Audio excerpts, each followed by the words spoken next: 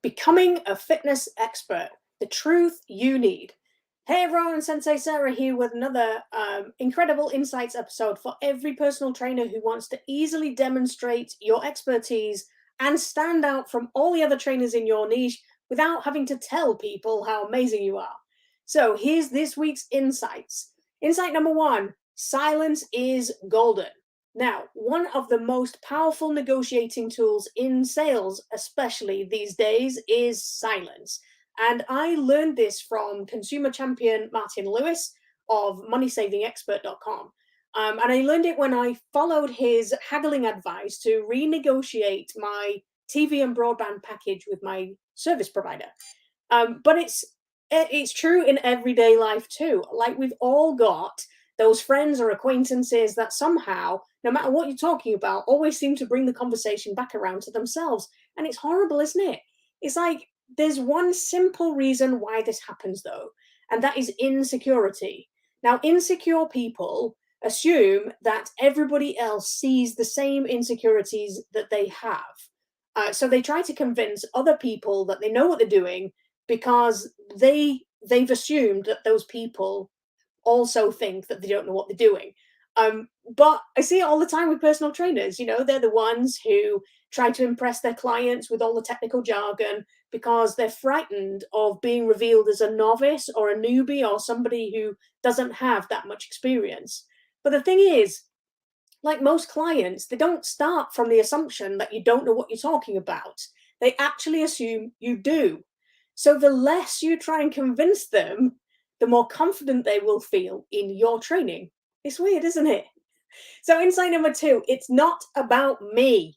Now, this is so important that I want you to say it out loud with me right now. It's not about me. Say it again. It's not about me. One last time. It is not about me. Now, trainers are naturally very helpful people, but the problem with that is that we're so keen to offer help, we can forget to ask our clients how best that they would like us to help them. So I learned this with a story my granddad told me one time when he'd taken my nana out for the day in the car. Like she'd had a series of mini strokes, which made walking, talking, and standing for her very difficult. And my granddad, even though he was in his 80s, was her full time carer. And he loved taking her out for a ride in the car. But getting her from the car to the wheelchair and back again by himself was becoming a real struggle because she didn't have any balance and she couldn't help with the situation. So he found that he never had a shortage of people offering him help, but most of those people just simply saw what needed doing and just did it for him, which kind of pushed him out of the way and made him really feel quite helpless. But one time, a guy offered him help and just simply said to him, "What do you want me to do?" And Grandad was so grateful because all he needed was somebody to open the car door. So, can you imagine how your potential clients feel when your training offerings don't match the kind of help that they need, or you don't even ask them what they want? So, let's say it together again. It's not about me. It's not about me. It's not about me. So, insight number three: skeletons in the closet. Now, everybody has secrets. There's things they don't want to share with you or anyone else. And sometimes there's things they don't even want to admit to themselves.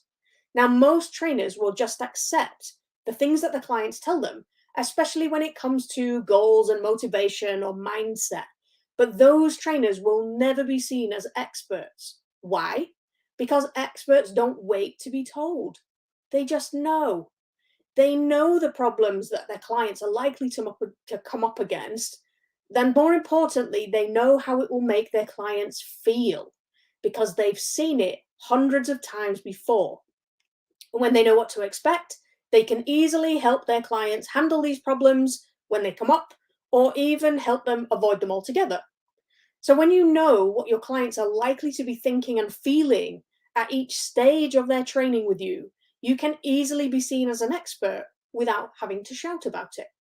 So, here's how every No, let's start that again. This is what I want you to remember. If you don't remember anything else from this video, just remember these things, okay? So, one, next time you'll catch yourself trying to explain what you know to your clients, just stop.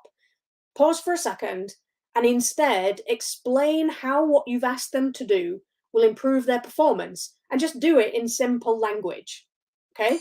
Number two, don't be afraid to ask what your help needs to look like before diving right in. Okay? So just stop, take a breath, and ask, what would you like me to do? How would you like me to help you?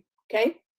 Number three is anticipate the problems your clients are likely to encounter and make tackling them easier for them.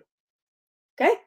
So, uh, if you want to learn more about this stuff, if you want to take this to the next level, then just take a couple of minutes to grab my free Kickass PT Easy Expert Creator Checklist at kickasspt.com/easy expert. It makes it super simple for you to demonstrate your expertise without actually having to tell people how amazing you are. So, thanks for watching. If you enjoyed this video, make sure you share it, like it, give it all the hearts, all that kind of stuff. And I'll see you on the next episode.